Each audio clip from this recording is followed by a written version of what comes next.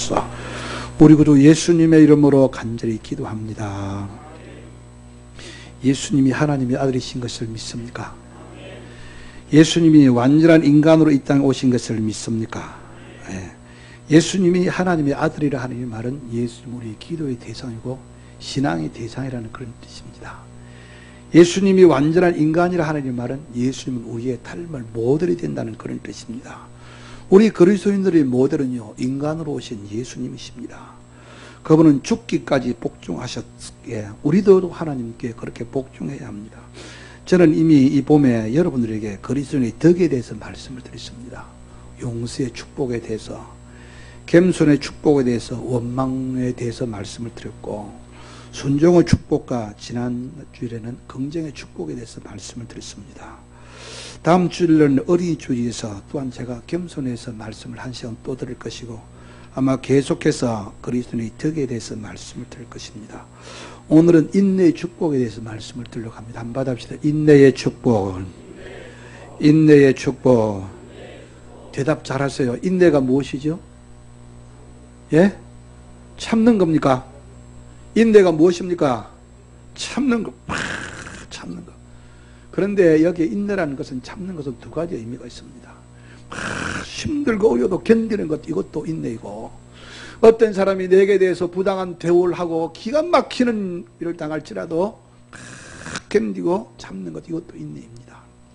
겟세마네 동산에서 체포되어서 압송된 예수님을 가야바 법정에서 재판을 하고 있습니다. 많은 무리들이 예수님을 지금 고소를 하고 있습니다. 땅을 내려다보면 졸립니다. 그 위기의 순간에 제자들은 보이지 않았습니다. 다 도망갔죠. 그런데 유일하게 베드로는 이 광경을, 자신의 신분을 속이고 보기 위해서 지금 그 무리 속에 끼어 있습니다. 고소하고 비웃는 무리 속에 베드로는 자신은 지금 고소를 당하고 있는 예수와는 아무 관계가 없는 사람인 것처럼 위장을 하고 있습니다. 그런데 이런 모습을 예수님이 다 알고 계셨습니다. 베드로가 세 번째, 나는 나사렛 예수 아무 관계도 없고 모른다, 그러면서 예수를 부인하게 될 때에 예수님이 기가 막혀서 뒤돌아보니까 베드로의 눈과 다 마주칩니다. 가슴이 뜨끔합니다. 멀리에서 다이고 울음소리가 들립니다. 베드로는 그때 네가 오늘 밤 딱 울기 전에 나를 모른다고 세 번 부인하리라는 주님의 말씀이 생각나서 밖에 나가서 통곡을 하기 시작합니다. 깊은 잠에서 깨어난 것이죠. 자, 시간이 지나서 부활하신 주님은 갈릴리 호수에 그물을 던지고 있는 베드로에게 찾아오셨습니다. 베드로가 무슨 할 말이 있겠습니까? 예수님은 베드로에게 한 말씀도 하지 아니하시고 묻습니다. 요한의 아들 시몬아, 네가 이 사람들보다 나를 더 사랑하느냐? 이렇게 묻습니다.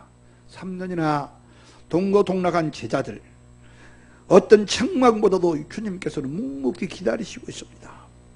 성경은 자주 우리에게 인내에 대해서 말씀을 하고 있습니다.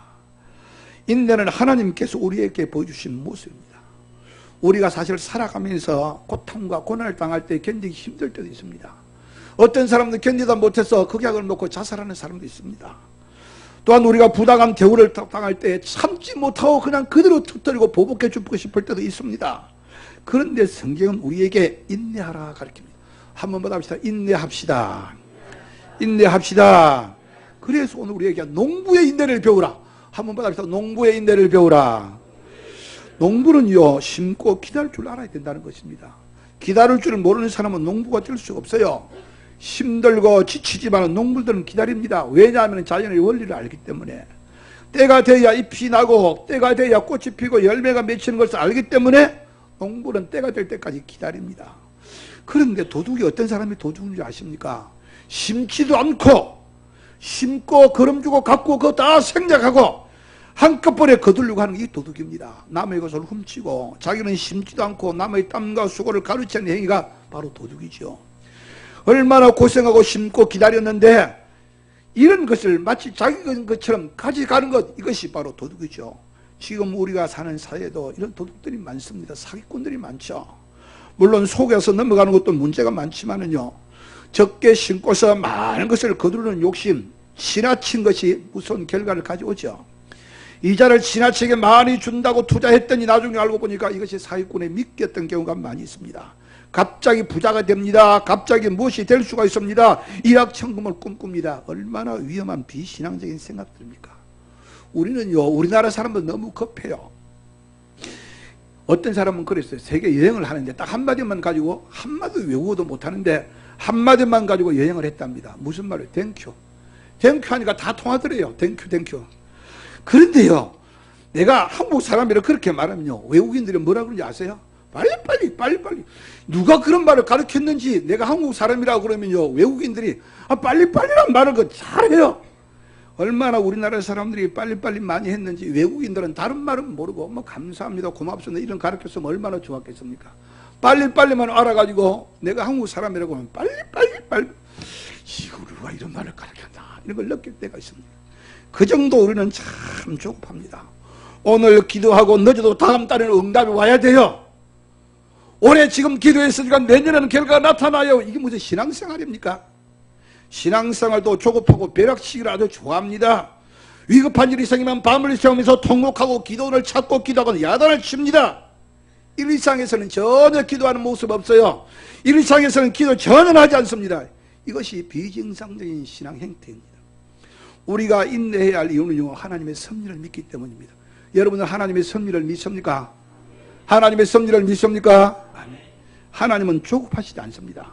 창세기 3장에 보면은요, 아담과 하와가 선악과를 따먹고 난 다음에 주님께서는 먼 후에 독생자 예수님을 보내실 것을 그렇게 약속을 하십니다.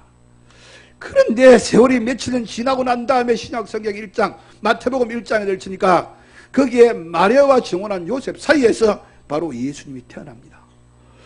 어떻게 심지도 않고 열매를 발할 수가 있겠습니까? 어떻게 어제 심고 오늘 열매를 거두려고 합니까? 아브라함은 아들을 약속받았지만 25년 만에 이삭을 얻었습니다. 아브라함도 기다리다가 지치니까 10년쯤 기다리다가 조급해가지고 엉뚱한 일을 저지르고 맙니다. 이것이 지금 팔레스타인에서 일어나고 있는 모슬렘 국가와 유태인들의 불행의 시작입니다. 성경에 주는 교훈과 나타나는 현상들은 무엇입니까? 예수님은 갑자기 오시지 않았습니다. 창세기 3장에서부터 시작된 구약의 많은 선지자들은 오실 예수님을 예언하셨습니다. 여러분, 우리가 선택감을 보고 하나님의 자녀가 된 것은 갑자기 일어난 일입니까? 결코 아닙니다. 하나님께서 여러분들 옛날부터 미리, 성경에 창세전이라고 그랬습니다. 미리 예정하시고 우리를 선택하셨습니다. 믿습니까? 믿습니까? 하나님 우리를 미리 아시고 선택하시고 마침내 우리를 부르셨어요. 이것이 성경에서 이야기하고 있는 것입니다. 우리를 향하신 하나님의 계획은 갑자기 이루어진 일이 아닙니다. 우리를 위해서 예비해 놓으신 미래도 아주 오래전에 하나님께서 이미 준비해 놓으셨습니다. 너무 서두르지 마십시오. 사도행전 2장에 보면요, 마가의 다락방에서 성령을 받고 나타나는 현상을 보고 사람들은 이 사람들이 세술에 취했다 그렇게 말했습니다. 그러나 베드로는 요엘서를 인용해가지고 지금 나타나고 있는 성령의 역사가 갑자기 나타나는 현상이 아니라 요엘서에 이미 예언되어 있던 성령의 역사라고 분명히 설교를 하고 있습니다. 조급함은요, 불신앙을 가져옵니다. 조급함이 무엇입니까? 우리는 그것이 우리 신앙에 별 문제가 되지 않으라고 착각합니다. 그러나 뒤돌아보면 이런 조급함이요, 우리 신앙 성장을 가로막는 무서운 장애물이 되는 것을 체험으로 알 수가 있습니다. 저는 그런 이야기들이, 목사님 그때 제가 조금만 참았으면 됐는데, 제가 그때 그거 조금만 참았으면 그 고개를 넘어가면 되는데, 그때 하고 싶은 대로 막 했다가, 저도 사실 그럴 때가 많이 있습니다. 저도 성질이 다른 사람보다 좀 급한 편이어서 막 하고 싶을 때가 있는데 참습니다. 나만 참는 것이 아니라 목사들은 많이 참습니다. 그래서 어떤 분들이 그런 이야기해요. 목사님 무엇은 개도 안 먹는데요. 왜요? 참고 이만큼 남아가지고 그냥 해주고 싶어도 또 참자 그러면서 참다 보니까 얼마나 쓴지 뒤에서 나는 것도 써서 개가 안 먹는데요. 우리 선배들이 한 이야기예요. 여러분들 조급하면요, 불신한 한 형태입니다. 내가 세운 계획이 방해를 받거나 좌절될 때에 우리 마음속에 일어나는 것이 있습니다. 이것이 불신앙입니다. 성도는 예기치 못한 상황에서도 하나님의 뜻이 무엇인지 진지하게 기다리는 자세, 이것이 성숙한 모습입니다. 여러분들은 하나님이 정해주신 그 자리에서 하나님과 보조를 맞춰 나가는 것입니다. 이때 가장 중요한 것은 미래에 대한 하나님의 은혜입니다. 여러분, 인내는 축복입니다. 한번 받아봅시다. 인내는 축복입니다. 한 번 더, 인내는 축복입니다. 성경에 오늘 보니까 인내의 대표적인 인물을 소개하고 있는데 욥을 소개했어요. 왜 욥을 인내의 상징으로 말합니까? 가장 극한 상황 가운데서도 인내했기 때문입니다. 조급할 때 일어나는 현상이요, 원망이죠. 누구누구 때문에 내가 이랬어, 누구누구 때문에 원망을 하죠. 오늘 본문에 원망하지 말라고 경고합니다. 조급함의 반대가 인내거든요. 인내란요, 불평이나 환멸감 없이 기다리는 능력을 말하고 있습니다. 예기치 못한 장소에서 예상치 못한 일을 만납니다. 그런데 앞서간 믿음의 선진들이 무서운 이 핍박 속에서도 인내할 수 있었던 것은요, 이 세상 너머의 미래의 은혜에 대한 소망이 있기 때문에, 하나님이 살아계셔서 역사하신다는 것을 믿기 때문에 인내할 수가 있었습니다. 하나님이 살아계심을 믿습니까? 하나님이 지금도 살아계심을 믿습니까? 바울은 자신의 삶을 간증하는 가운데서 내가 잠시 받는 환난에 경한 것이 지극히 크고 영원한 영광에 중한 것을 나에게 이루게 한다, 그렇게 고백을 했습니다. 그리고 보이는 것은 잠깐이요, 보이지 않는 것은 영원한 것이라, 이렇게 간증을 하고 있습니다. 그리고 인내는요, 내적인 힘이 필요합니다. 그래서 바울 사도는 골로새 교회에서 기도하는데 그의 영광의 힘을 따라 모든 능력으로 능하게 하시고 기쁨으로 모든 견딤과 오래 참음에 이르게 하시고, 참 어떤 사람은요, 몹시 약을 올리고 기가 막혀도 참는 사람이 있습니다. 그러나 어떤 살짝 건드려도 팍 하는 사람이 있습니다. 왜 그럴까요? 내적인 힘이 있는 사람은요, 인내할 수가 있습니다. 그리스도인들에게 인내의 내적인 힘은요, 하나님께로부터 옵니다. 그러므로 우리들도 하나님께 인내를 위해서 기도해야 합니다. 하나님의 살아계신 약속을 붙잡고 살게 주옵소서. 나에게 인내할 수 있는 힘을 주옵소서. 우리 한번 해봅시다. 나에게 인내할 수 있는 힘을 주옵소서. 이런 기도가 우리에게 필요합니다.